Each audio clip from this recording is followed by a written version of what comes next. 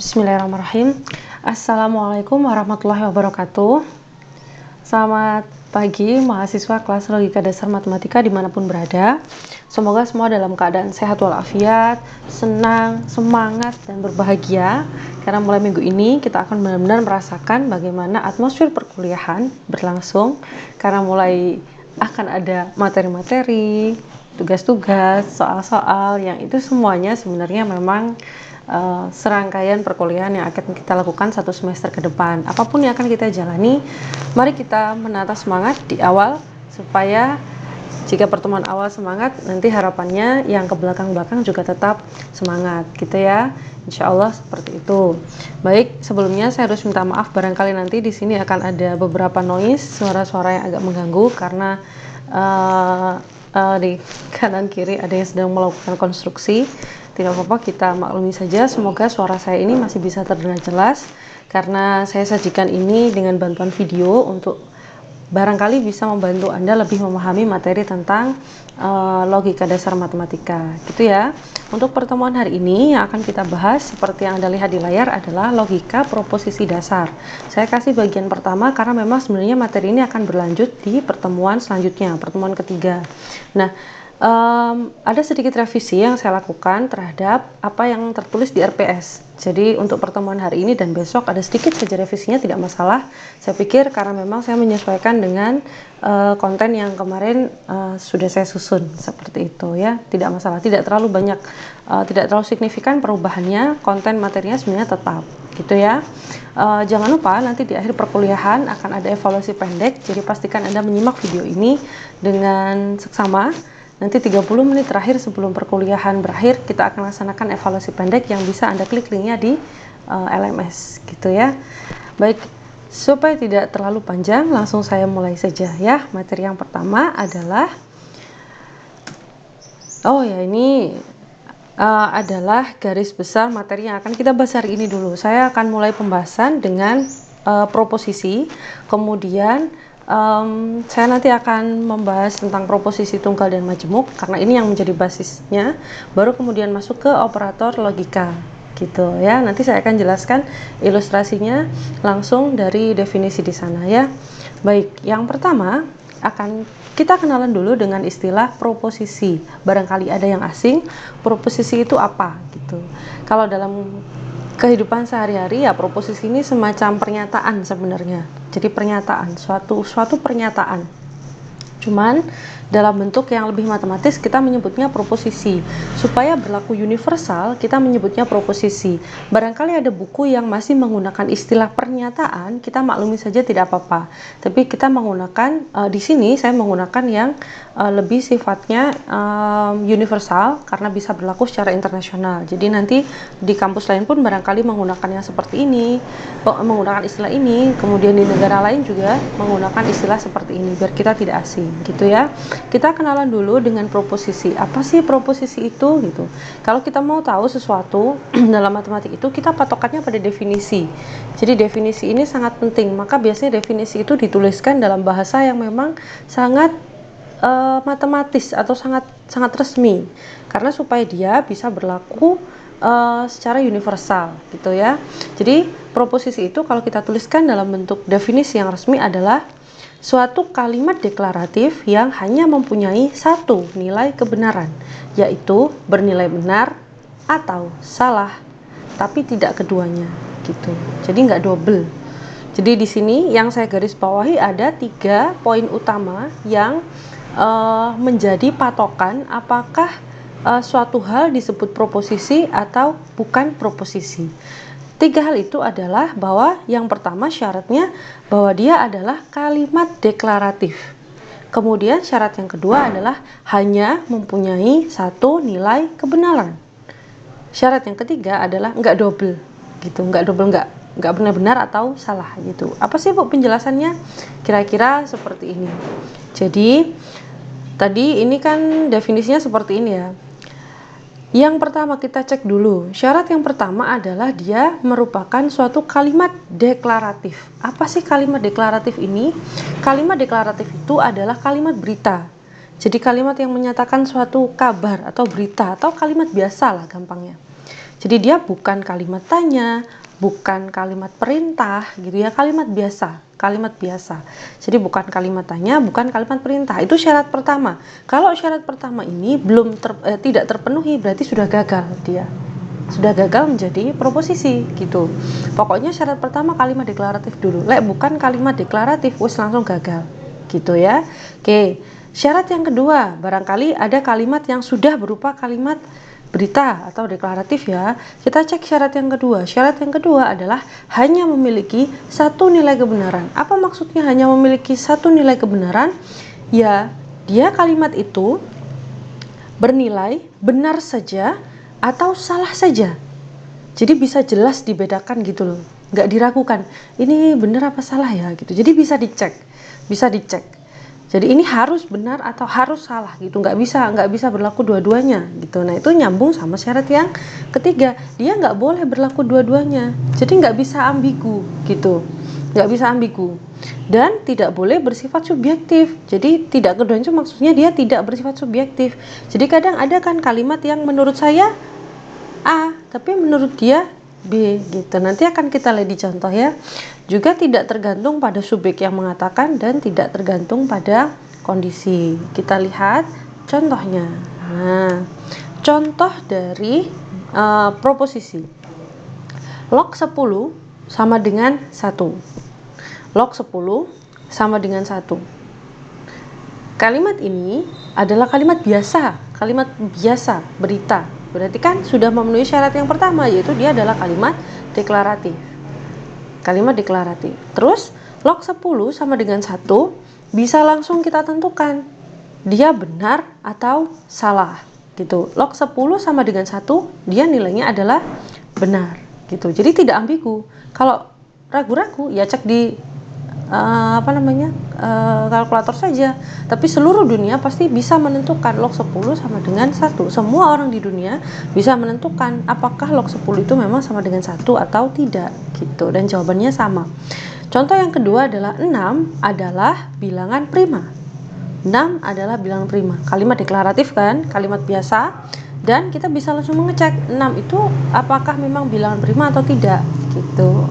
Karena pernyataannya 6 adalah bilangan prima, padahal sebenarnya 6 itu kan bukan bilangan prima ya. Berarti kalimat yang kedua tersebut, kalimat yang kedua ini 6 adalah bilangan prima, itu merupakan proposisi yang nilainya salah. Kalau yang pertama tadi proposisi yang nilainya benar gitu ya. Jadi yang namanya nilai itu belum tentu benar. Tidak harus benar, tapi bisa benar bisa salah. Pokoknya cuma satu aja, nggak boleh ambigu. 3 November 1967 adalah hari Jumat. Nah, ini kan kalimat deklaratif memenuhi syarat yang pertama. 3 November 1967 adalah hari Jumat.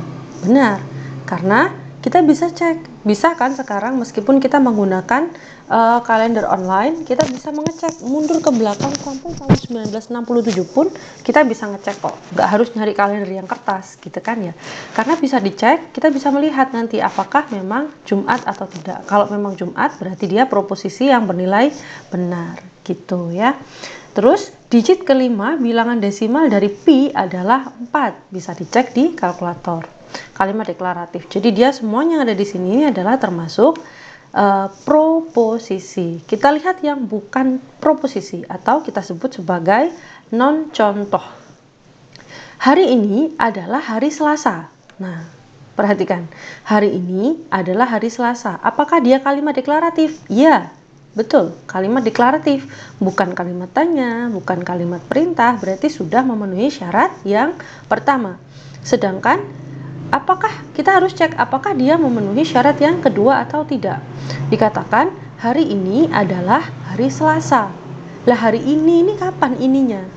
Kalau saya mengatakannya saat ini gitu ya, bisa jadi Selasa. Tapi besoknya bisa jadi sudah berubah tidak jadi hari Selasa kan?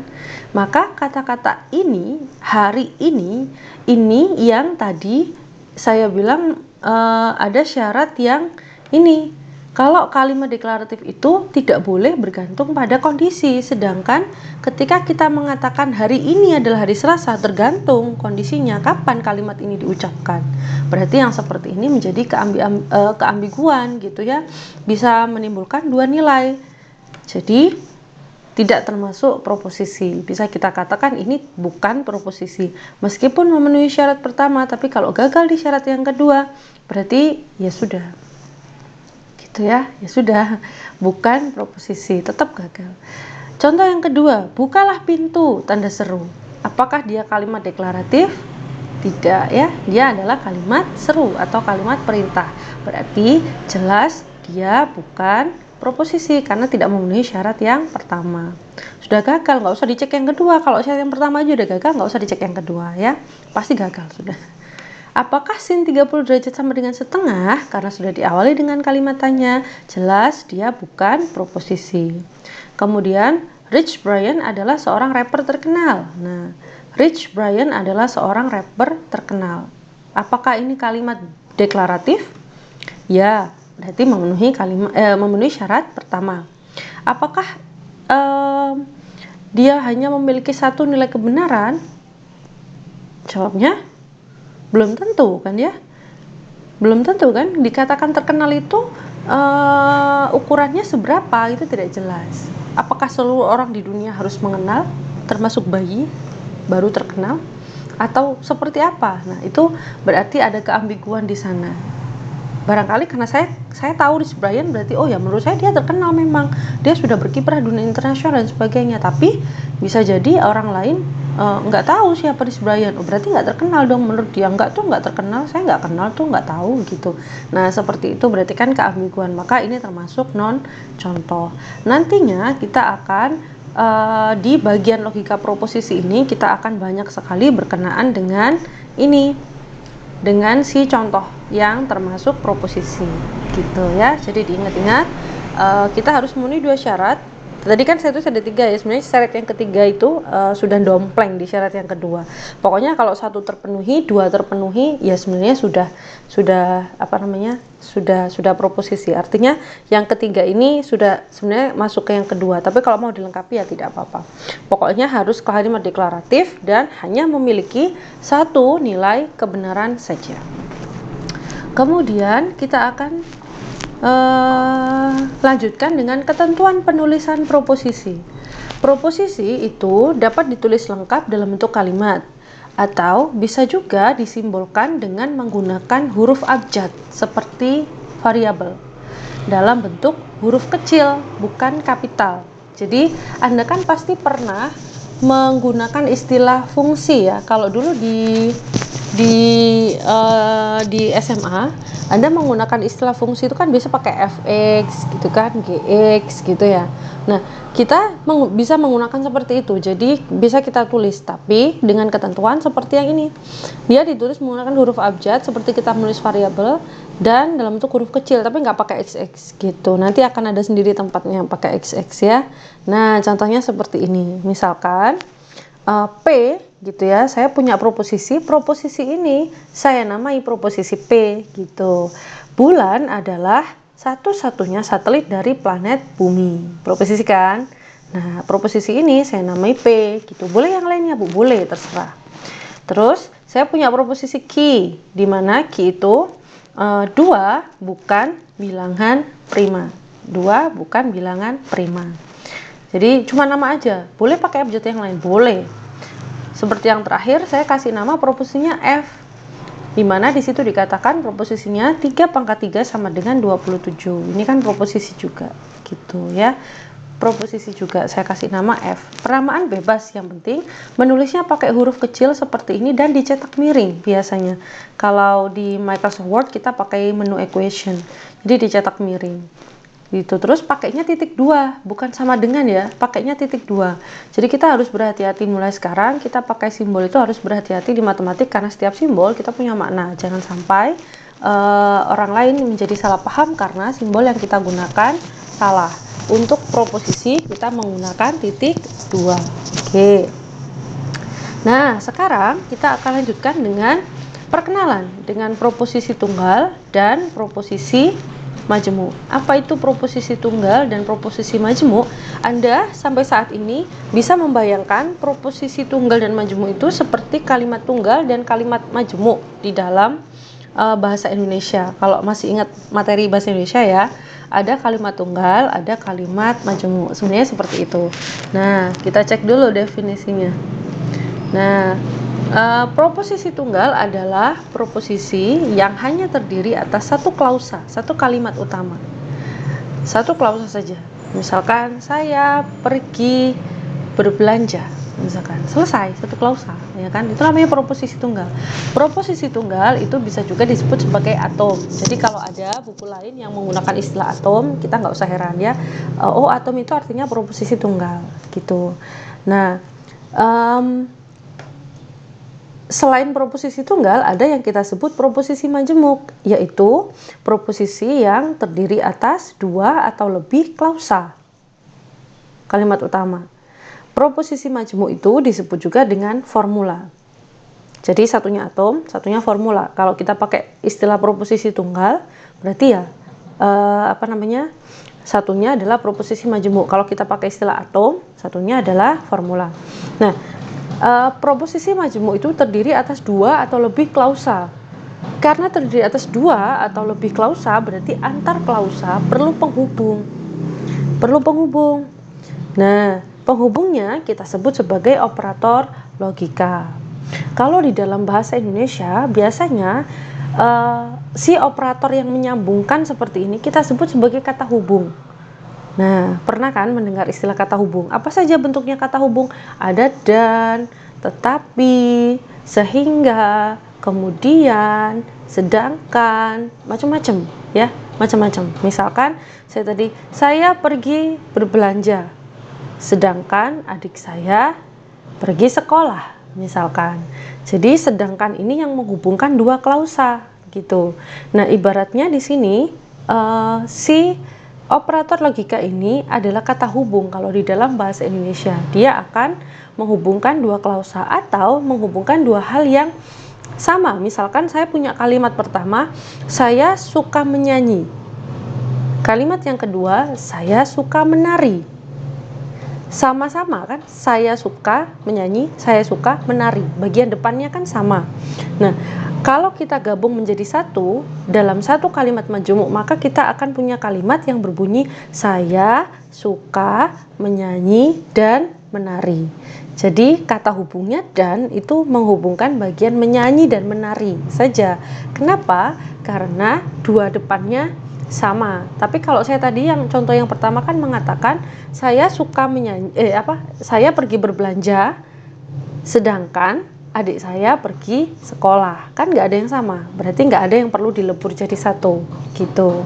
Jadi sebenarnya sama aja dengan tata bahasa yang ada di bahasa Indonesia, gitu. Cuman kita akan membuatnya dalam simbol matematika, gitu ya. Seperti itu. Jadi setelah ini kita akan kenalan dengan operator logika. Saya sambung di video yang selanjutnya ya. Baik.